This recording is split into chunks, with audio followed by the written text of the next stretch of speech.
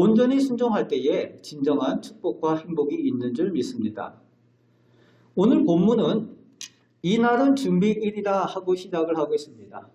안식일을 준비하는 날이라고 준비일이라고 하는데 단지 일주일에 한 번씩 찾아오는 그 안식일이 아니라 본문 말씀에 보니까 그 안식일이 큰 날이므로 라고 되어져 있습니다. 뭐 안식일이 다 안식일이지 이 안식일은 특별히 또 큰 날이 무슨 안식일이냐. 우리가 이 절기 때 이 절기를 보면은 즉 6월절의 안식일이라는 겁니다. 똑같은 안식일이 아니라 6월절의 안식이라는 거예요. 그 날을 준비하는 날이라는 겁니다. 여러분 6월절은 해방의 날이죠. 애굽에서 이스라엘 백성들이 종되었던 곳에서 해방된 해방의 날이고 또 하나님께서 함께 계셔서 이끄시는 축복의 날이고 또 죽었던 영혼들, 죽었던 생명이 다시 살아나는 생명의 날입니다. 그래서 6월절은 생명이 살아난 기쁨으로 충만한 종되었던 곳에서 해방된 그 기쁨이 충만한 잔치를 해야 하는 날이 6월절입니다. 그런데 오늘 본문 말씀 가운데에 그런 6월절 전날 유대인들이 십자가에 사람을 죽였습니다. 그리고 6월절에 그 시신을 보는 것이 자기들이 하는 기쁨의 잔치에 도움이 되지 않으니까 그 시신을 치워달라고 하는 겁니다. 여러분 잘 알다시피 유대의 하루의 시작은 우리처럼 새벽에 시작되는 하루가 아니죠. 이스라엘의 시작은 해가 지면은 그 다음날이 시작이 되는 시작입니다. 그래서 아직 죽지 않은 죄인들의 다리를 꺾어서 과다출혈로 해서 빨리 죽도록 해서 시체를 치워달라는 거죠. 그것을 주문하는 내용이 오늘 본문의 시작인 31절의 내용입니다. 아직 죽지 않은 그 사람들을 다리를 꺾어서 빨리 죽여달라는 거예요. 지극히 왜곡되고 삐뚤어진 신앙의 모습입니다. 생명을 살리신 날, 사람을 죽이는 사람들, 구원의 날, 속박하고 있는 사람들의 모습입니다. 자기들의 행사와 장치를 위해서, 절기를 지키기 위해서 절기가 가진 진정한 의미를 잃어버린 사람들의 모습이 나오고 있는 겁니다. 여러분, 말씀을 우리가 순종하기 위해서는 말씀이 가진 진정한 의미를 알고 온전히 순종하는 것이 중요합니다. 지난번에 있던 교회에서 그런 일이 있었습니다. 새벽 기도회가 있는데 새벽 기도회가 일주일 내내 있어요. 심지어는 주일날 새벽에도 있습니다. 그런데 제가 구임을 해서 보니까 이 주일날 새벽 기도회에 있는 게 득보다는 실이 너무 많아요. 새벽 기도에 나오시는 분들이 새벽 기도에 나왔는데 주일 본예배에 와서 졸고 앉아 있어요. 그리고 새벽 기도에 나왔다고 그것이 자랑거리가 되더라고요. 그리고 연말이 되면은 새벽 기도에 365일 한 번도 안 빠졌는데 뭐 주는 거 없느냐. 이런 이야기를 하시는 분들이 너무 많아요.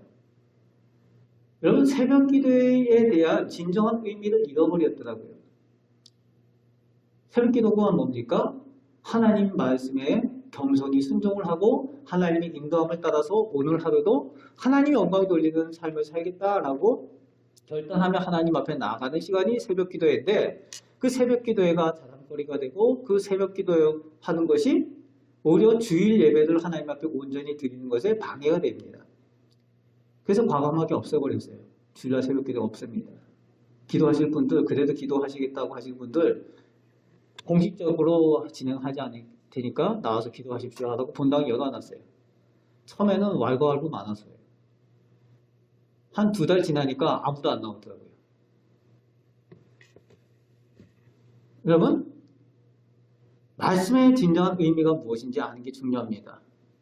예수님께서 안식일의 정신이 무엇인지 늘 강조하셨습니다. 안식일은 사람을 죽이고 억압하려는 것이 아니라 안식일은 사람을 살리고 생명을 구원하는 일을 하는 날이 안식일이다라고 예수님께서 안식일의 진정한 의미를 설명하셨습니다.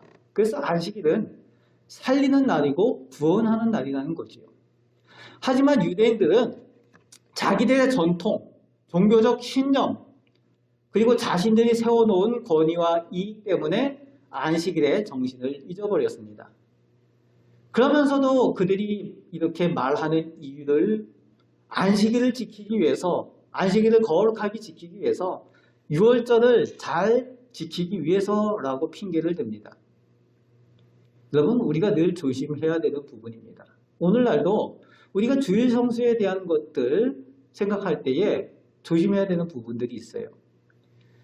물론 주일 성수에 대한 보수적인 신앙이 신앙교육을 위해서 매우 유효합니다.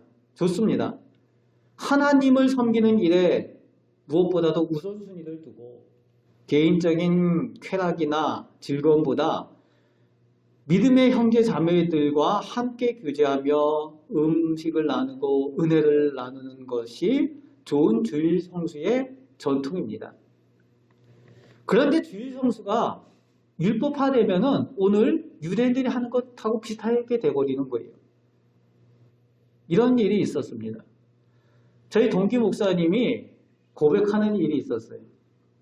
그 동기 목사님이 그 합동 측의 보수 교회에서 부모님 밑에서 신앙생활을 했대요. 그래서 주일 성수에 대해서 엄격하게 늘 그렇게 교육을 받고 그랬다는 거죠. 주일날 버스도 못 타고 다니고, 주일날 돈 쓰는 거 못하게 하고, 가게집도 못 가게 하고, 그랬다는 거죠. 그래서 자기 안에 그런 신앙이 있었다는 겁니다. 결혼하고 또 목회자가 되고 나서도 그런 신앙이 이어졌는데, 한 번은 자기 아들이 너무 아파가지고 열이 오르고 배가 아프고 그러는데 그날이 주일이었다는 거죠. 근데 주일인데 병원을 왜 가냐고. 내일 가라고. 그 주일날 병원을 못 가겠대요. 그런데 주일 저녁 10시쯤 돼서 아기가 거의 죽어간다는 거죠. 그래서 그때서야 어쩔 수 없이 그 사모님이 막 화를 내가지고 끌고 아이를 업고 해가지고 병원에 갔다는 거죠. 병원에서 화를 내더라는 거예요, 의사가. 애가 맹장이 터져가지고 큰일 났는데 인제 될 거냐고. 큰일 날 뻔했다는 거죠. 나중에 이 신앙에 대한 부분들 다시 한번 점검을 하고 이 목사님이 진정한 주일 성수에 대한 신앙이 무엇인지 다시 확립을 하고 나서는 이 고백을 하는 거죠. 그때 생각만 하면 아들을 볼 때마다 미안하다고, 지금도 미안하다고 그런 이야기를 하는 것을 들은 적이 있습니다. 여러분, 하나님의 말씀이 율법화되면 문제가 생기는 거예요. 진정한 의미를 알고 행하는 것이 중요하다는 겁니다. 그래서 신앙생활은 내 방식이 아니라 하나님의 뜻대로 신앙생활하는 것이 진정한 축복인 줄 믿습니다. 그리고 오늘 죄인들의 다리를 꺾고 빨리 시체를 처리해 달라는 유대 지도자들의 요청에 따라서 군인들이 십자가에 달린 강도들의 다리를 꺾습니다. 예수님 좌우에 달린 그 강도들의 다리를 꺾습니다. 여러분 그 성화를 통해서 보셨었죠? 다리를 꺾는 그런 장면들. 그 성화 예수님 나오는 영화를 보시면은 그 다리를 꺾는 것이 어떻게 꺾는가 하면은 큰 쇠망치를 가지고 그 죄수들의 그 십자가에 달려있는 상태에서 그 대퇴골을 칩니다. 그래서 골절을 시키는 거죠. 부러뜨리는 겁니다. 그래서 그렇게 다리를 꺾으면은 살아있는 상태에서 그 다리가 꺾여서 과다출혈로 고통을 당하면서 죽을 수밖에 금방 죽게 된다는 거죠. 살아있는 상태로 그렇게 다리를 꺾으면은 얼마나 고통스럽겠습니까? 그런데 유월절 잔치를 위해서 준비하는 사람들이, 하나님을 믿는 사람들이 그렇게 잔인하게 그것을 요청하고 있다는 거죠. 여러분, 종교가 잘못되면은 이렇게 잔인해진다는 겁니다.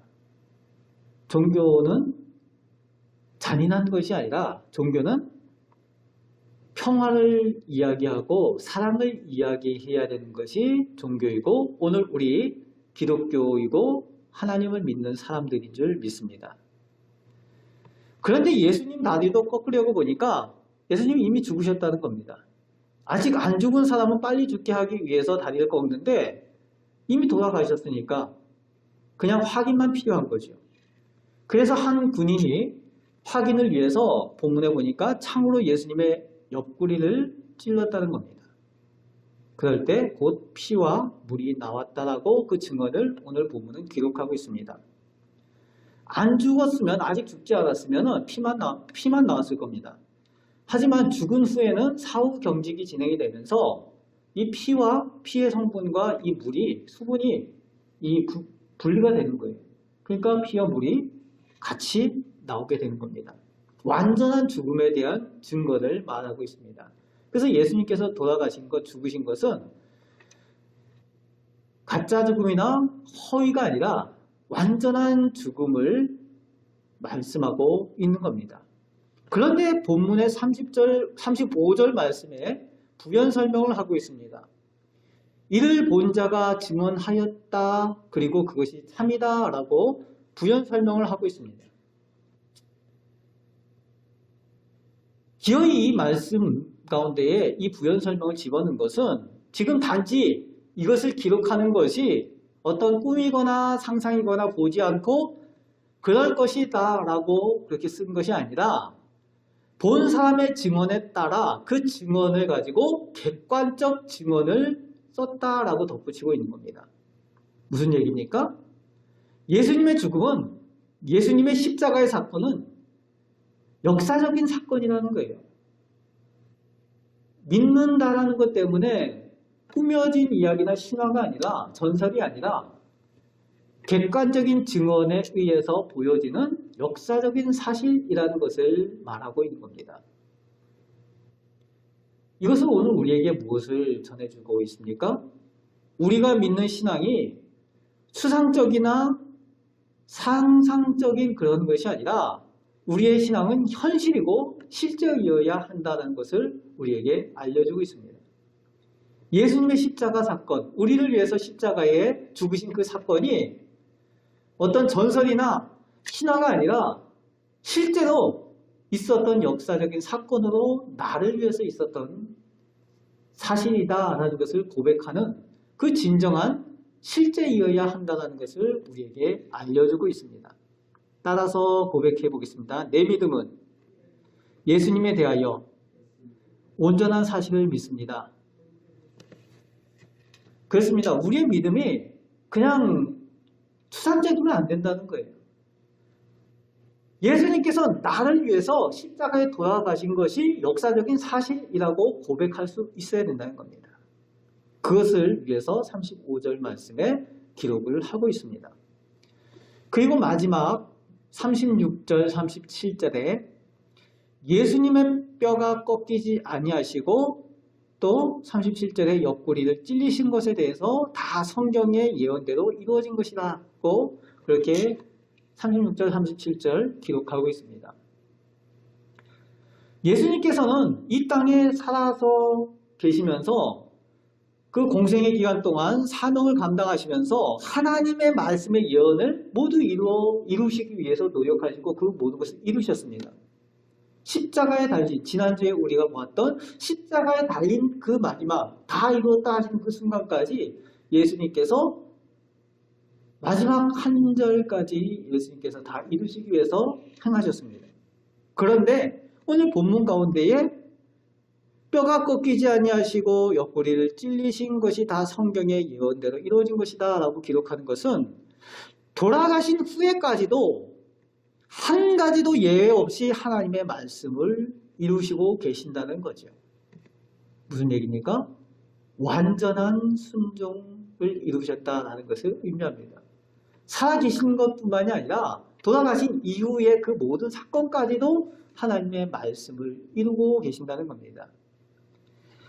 오늘 우리는 하나님의 말씀을 지키며 말씀에 따라 사는 하나님의 자녀입니다. 혹시 말씀이 내게 손해되는 것 같고 내 마음에 안 들면 어떻게 하십니까? 여러분 그럴 때가 있죠. 말씀에 따라 행하면 손해가 되는 것 같기도 하고 어떨 때는 말씀대로 하는 것이 지금 상황에서 마음에 안 들게 느껴지는 그런 때 없습니까? 그러면 그럴 때 어떻게 하고 계십니까? 하나님, 이건 좀 예외입니다. 그렇게 하지 않으세요? 하나님, 이 말씀은 제가 좀 생각을 좀 해보겠습니다. 우리 그렇게 하고 있지는 않습니까? 오늘 본문의 말씀 가운데에 예수님에 대해서 하나님의 말씀이 하나도 남김없이 빠짐없이 이루어지고 온전한 순종이 있었던 것처럼 오늘 우리도 그렇게 고백해야 될 줄로 믿습니다. 하나님의 말씀이 온전히 저희의 삶에 이루어지게 하옵소서라고 고백하고 기도해야 될 줄로 믿습니다. 그렇게 순종할 수 있으시길 바랍니다. 예수님께서는 죽으신 후에도 우리를 위해서 말씀대로 이루시기 위해 찔리셨습니다. 그 찔리신 예수님처럼 오늘 우리도 순종한 온전한 순종을 위해 늘 기도하며 천국을 향해서 온전히 나아가시는 말씀에 온전히 선 우리 복된 성도들 되시길 바랍니다. 그 가운데에 하나님께서 우리를 복된 자녀로 불러주시고 예수 그리스도의 진정한 제자로 우리를 세워주실 줄 믿습니다.